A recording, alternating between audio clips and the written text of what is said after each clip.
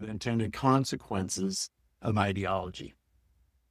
Absolutely. And this will have, it's having current day effect. There's many property owners that have been looking to come into the city to pay what it takes to get into the city. I know the Fork has had long-term conversations and are very active right now as to what the future of the Fork and all the industrial lands that are around it. The Alderwood area has been under review for about 10, 12 years, has not moved forward. You know, what needs to happen here is our council is representative of the citizens of Bellingham. The mayor has a direction on it. And so they need to really be responsive.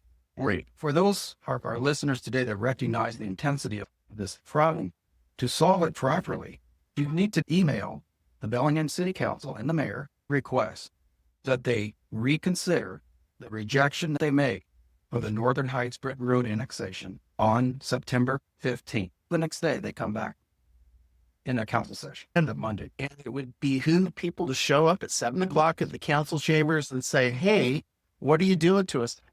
We talk about ideology, but it's not just the ideology of our elected officials. It's staff.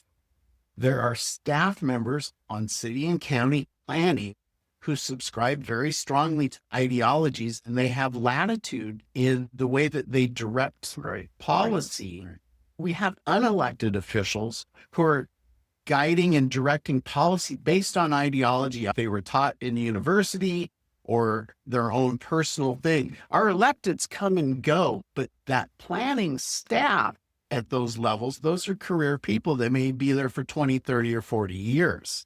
And so it's really important to push back on that. What happens is our electeds really rely on those staff recommendations. When we start going to those meetings, it's like staff recommends, and that really shapes the opinion of the. Let me jump in. You're correct. In this case, all of the city staff, the county staff, and their comments, the adjoining fire districts, everyone said, and the staff signed the recommendation, pass annexation. Really? They recommended approval. The ordinance that is in the packet said recommended approval.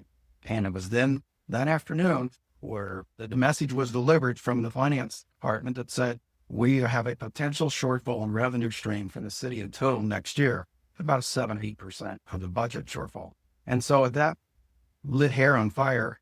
The ability to look at this 40-year policy and what is actually obligated under GMA was tossed. Well, it's not a budget shortfall. It's not a revenue shortfall. It's a spending problem. Correct. It's an opium addiction. OPM, other people's money.